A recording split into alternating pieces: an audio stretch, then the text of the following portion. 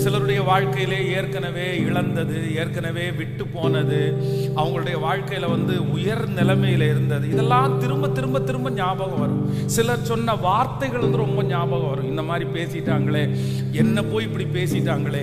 அந்த காரியத்தை நீங்க மறக்கல அப்படின்னு சொன்னா அது உங்களுக்கு ரொம்ப பாதிப்பா இருக்கும். அதனாலதான் ஆண்டவர் என்ன சொல்றாரு அப்படின்னு சொன்னா, நம்முடைய முந்தினவைகளை நினைக்க வேண்டாம்.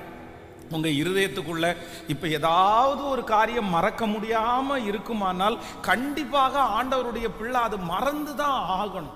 அதை நீங்க மறக்கலைன்னா அடுத்த ஸ்டெப் உங்களால எடுத்து வைக்கவே முடியாது. அதைத்தான் யாக்கோபு சொல்லும் போது என்ன சொல்றாரு அப்படின்னு சொன்னா, நீ மட்டும் உயிரோடு இருந்தது எனக்கு 15 வருஷத்துக்கு முன்னாடி தெரிஞ்சிருந்தா இந்த 15 வருஷத்தையும் நான் வீணடிச்சிருக்கவே மாட்டேன்.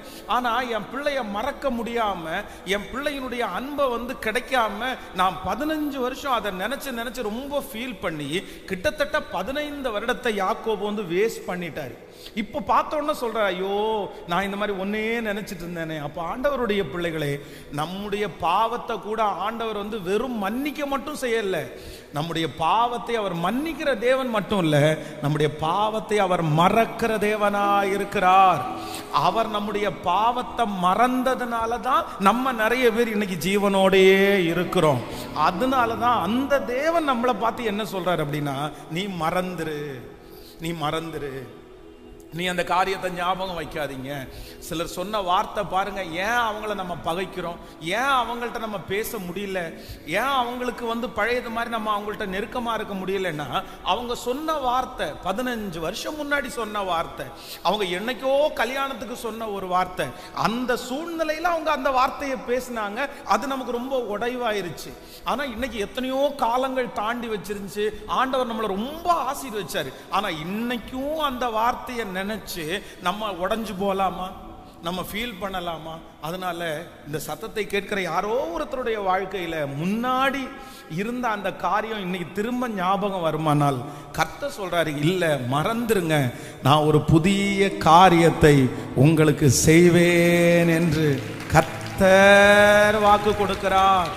தாவீது வேதம் சொல்லுது, தன்னுடைய அந்த ஜெப அறையை விட்டு வெளியே சாப்பாடு குளிச்சுட்டு சாப்பாடு கேட்ட உடனே வேலைக்காரங்களுக்கு எல்லாருக்கும் ரொம்ப ஆச்சரியம். என்ன பண்ணிட்டு இருக்கிறீங்க, ஒரு வாரத்திற்கு முன்னாடி எங்கி அழுதுட்டு உட்காந்துறீங்க, சாப்பிடவும் இல்லை, ஒன்றும் இல்லை, ராஜா அரண்மனை கூட வரல, ஆனா குழந்தை இப்ப இறந்து போச்சுன்னு சொன்ன உடனே சாப்பிட்றீங்க, குளிக்கிறீங்க, அப்படியே எல்லாருக்கும் முன்னாடி உட்கார்றீங்க. அப்பதான் தாவீது ரொம்ப அழகா சொல்றாரு. நீங்க 2 சாமுவேல் 12ஆம் அதிகாரத்தில் 21வது வசனத்தை வாசிக்கும் போது, அதற்கு அவன், பிள்ளை இன்னும் உயிரோடு இருக்கையில் பிள்ளை பிழைக்கும்படி கர்த்தர் எனக்கு இறங்குவாரோ எப்படியோ யாருக்கு தெரியும் என்று உபவாசித்து அழுதேன்.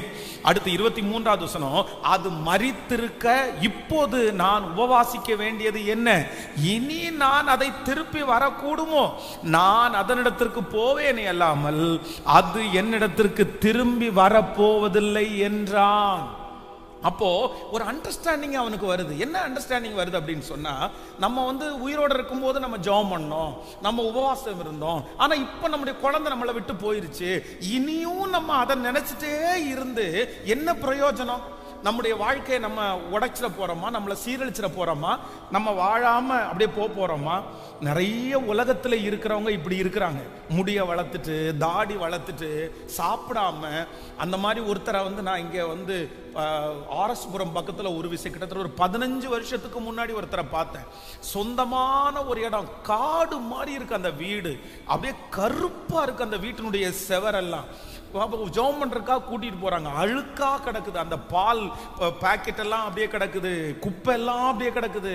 என்ன இவ்வளவு சுத்தம் இல்லாம இந்த இடம் கிடக்குது அப்படின்னு பார்த்தா, உள்ளுக்குள்ள இருந்து ஒரு ஐயா எழும்பி வராரு. குளிக்கல, நகம் வெட்டல, தாடி சேவ் பண்ணல, முடி வெட்டல. என்ன அப்படின்னு கேட்டா, வாலிப பிள்ளை ஒரு பையன் இருந்தா, அந்த பையன் போற இடத்துல ஆக்சிடென்ட் ஆகி இறந்துட்டான். அந்த பிள்ளை என்னைக்கு இறந்து போச்சோ அன்னைக்கே இவங்க வாழ்க்கை ஒன்றும் இல்லாம போய் எழும்பாம 2 பேருமே ரொம்ப அப்படின்னா ஒரு இருட்டடைஞ்ச ஒரு பேயடைஞ்ச வீடு மாதிரி அந்த வீடு இருக்குது, ரொம்ப மோசமா இருக்குது. என்ன நான் அவங்கள்ட்ட சொல்றேன், சரி பரவாயில்ல, நீ என்ன பண்ண முடியும், நமக்கு ஆண்டவர் அதை அனுமதிச்சாரு, நம்ம ஏத்துக்கலாம், அடுத்து உங்களுக்கு ஒரு வாழ்க்கை இருக்குது, நீங்க ஒரு 25 வருஷம் இனி வாழணும், அதை சந்தோஷமா வாழலாம், நம்ம ஒன்றும் பண்ண முடியாது. அப்படின்னு அவங்களுக்கு தேற்றி அவங்களுக்கு ஆண்டவருடைய வார்த்தையை சொன்னேன். ஆனா நீங்க யாராவது ஒருத்தர் அப்படி இருப்பீர்களே ஆனால், முன்னாடி என் வாழ்க்கையில இருந்த அந்த பலன் எனக்கு ஞாபகம் வந்துட்டே இருக்கு பாஸ்டர், எனக்கு அந்த காரியங்கள் எல்லாம் ஞாபகம் வருது, என்னால முடியல, நான் அதை நினைச்சு ரொம்ப துக்கமாகிறேன். ஆனா ஆண்டவர் சொல்றாரு, இல்லை, முந்தினவைகளை நீ நினைக்க வேண்டாம், நடந்து முடிந்தவைகளை பற்றி நீ கவலைப்பட வேண்டாம். கர்த்தர் வாக்கு கொடுக்கிறார், நான் உனக்கு ஒரு புதிய காரியத்தை செய்வேன். நீங்கள் தைரியப்படுவீர்களே ஆனால் இன்னொரு வாழ்க்கை உங்களுக்கு உண்டு. நீங்கள் தைரியப்படுவீர்களே ஆனால் இன்னொரு வெற்றியை ஆண்டவர் உங்களுக்கு தருவார். நீங்க தைரியப்படுவீர்களே ஆனால் இழந்ததை மறுபடியும் நீங்கள் பெற்றுக்கொள்வீர்கள். இதுக்கு முன்னாடி நடந்ததை குறைச்சு நீங்க நினைக்கவே வேண்டாம், எந்த விதத்திலும் நீங்க நினைக்க வேண்டாம். அப்போ நீங்க எப்பவுமே ஒண்ணு நினைக்கணும், சில நேரத்துல நம்ம என்ன பண்ணி தான் ஆகணும்னா மறந்து தான் ஆகணும். இஸ்ரவேல் ஜனங்களிடத்துல ஆண்டவருக்கு பிடிக்காம போனது என்ன?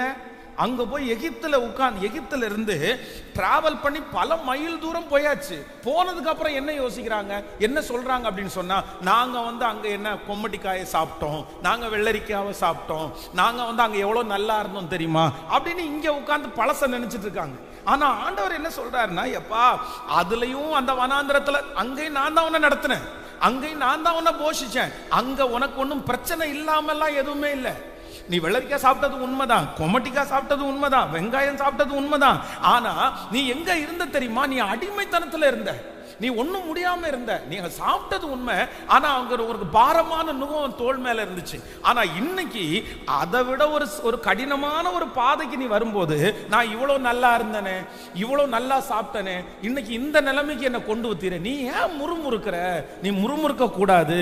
அது ஒரு காலம், இது ஒரு காலம். அந்த காலத்திலிருந்து என்னை விடுதலை ஆக்கி என்னை நடத்த பண்ணவர் இந்த காலத்திலுடைய பிரயாணத்தையும் முடிய பண்ணி எனக்கான கானானை ஆண்டவர் சீக்கிரம் தருவதற்கு வல்லவர். நான் தீர்க்க தரிசனமாய் சொல்லுகிறேன், நீங்கள் இப்பொழுது கடந்து போகிற இந்த காலத்தை ஆண்டவர் முடிய பண்ணி, உங்களுடைய வனாந்தரத்தை ஆண்டவர் முடிய பண்ணி மகிழ்ச்சியாய் அலங்கரிப்பதற்கு கர்த்தர் வல்லவராய் இருக்கிறார். ஆமென் சொல்லுங்க பார்க்கலாம். அப்போ ஒன்று நீங்கள் முயற்சி எடுங்க. ஆண்டவரே, நான் சில காரியத்தை நான் என்ன பண்ணி தான் ஆகணும்னா, கேட்கல, சத்தமா சொல்லுங்க, சத்தமா சொல்லுங்க. எல்லாரும் பக்கத்துல கையை கொடுத்து சொல்லுங்க, மறந்துதான் ஆகணும், மறந்துதான் ஆகணும், மறக்கணும். ஞாபகம் வச்சிருக்கிறது எவ்வளவு ஆசீர்வாதமோ அதே போல மறக்கிறதும் பெரிய ஆசீர்வாதம். ஆமென். கோவத்துல கணவர் பேசின வார்த்தையெல்லாம் மனசுல வச்சிருந்தா, கோவத்துல மனைவி பேசுகிற வார்த்தையெல்லாம் மனசுல வச்சிருந்தா, குடும்பமா ஒன்னா வாழ முடியுமா? ஹலோ, வாழ முடியுமா? அவர் என்ன பேச்சு பேசியிருக்கிறாரு, அந்த அம்மா எவ்வளவு பேச்சு பேசியிருக்கிறாங்க, அந்த வார்த்தையை மனசுலயே வச்சிருந்தா எப்படி வாழ முடியும்? அந்த வார்த்தையை மனசுல வச்சிருந்தா உங்களுக்கு டிஸ்டன்ஸ் ரொம்ப அதிகமாகும், கேப் அதிகமாகும். உங்களால திரும்ப அகைன் அந்த உறவுக்குள்ள போகவே முடியாது. அந்தந்த நேரத்துல அவங்களும் பலவீனமானவங்க தான் அப்படின்னு நினைச்சிடணும். எல்லா கணவனாரும் மனசுக்கு உள்ள இருந்தெல்லாம் பேசுறது இல்ல, எல்லா மனைவியும் மனசுக்கு உள்ள இருந்து பேசுறது இல்ல.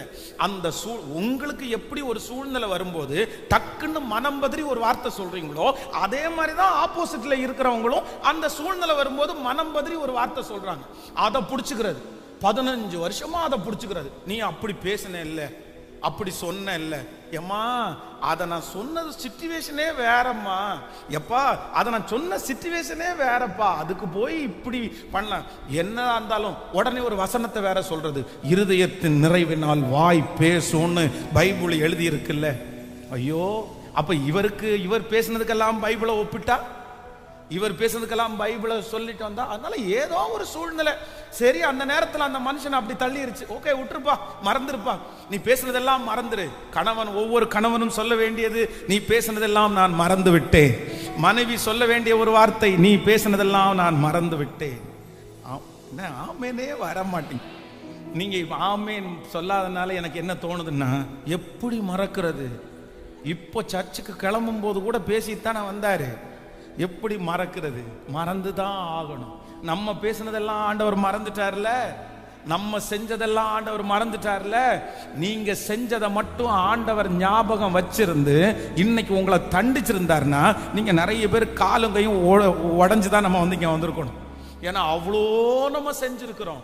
ஆனா நான் ஆராதிக்கிற தேவன், என் மேல பாசம் வச்ச தேவன், நான் செஞ்ச அக்கிரமத்தை எல்லாம் மறந்து நான் செஞ்ச நன்மையை மட்டும் அவர் கிருபையா நினைச்சிருக்கிறார். ஹல்லேலூயா.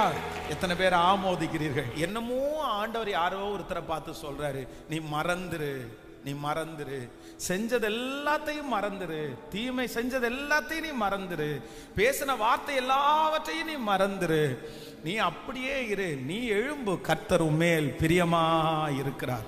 மறுபடியும் கட்டுவார், மறுபடியும் நட்டுவார், மறுபடியும் உயர்த்துவார், மறுபடியும் அலங்கரிப்பார், மறுபடியும் இந்த சூழ்நிலையை கர்த்தர் மாற்றுவார். வேதம் சொல்லுகிறது, உன் வருத்தங்கள் யாவையும் மறக்கும்படி பண்ணுகிற ஒரு நாள் சீக்கிரமாய் வரும். யோசேப்பு சொன்னது போல, என் தகப்பன் வீட்டை நான் நேசித்த என் தகப்பன் வீட்டை, நான் நேசித்த என் சகோதரர்கள் எனக்கு செய்த துரோகத்தை கர்த்தர் மறக்கும்படி பண்ணினார். ஆண்டவர் ஒரு நாள் உங்களை உயர்த்துவார், ஆண்டவர் ஒரு நாள் உங்களை கனப்படுத்துவார். அன்னைக்கு இது எதுவுமே ஞாபகமே இருக்காது. அந்த அளவிற்கு ஆண்டவர் உங்களை உயர்த்துவார். ஆண்டவரே, கையை உயர்த்தி ஒரு நாள் சீக்கிரமா வரட்டும் ஆண்டவரே. என் பிள்ளைகளுக்கு இந்த துக்கம் நினைச்சா கூட ஞாபகம் வரக்கூடாது, இந்த வார்த்தையை நினைச்சா கூட ஞாபகம் வராது. ஆண்டவரே, இந்த வார்த்தையை மறக்கிற அளவிற்கு ஒரு உயர்வை உம்முடைய பிள்ளைகளுக்கு தரப்போகிறதற்காக உமக்கு ஸ்தோத்திரம்.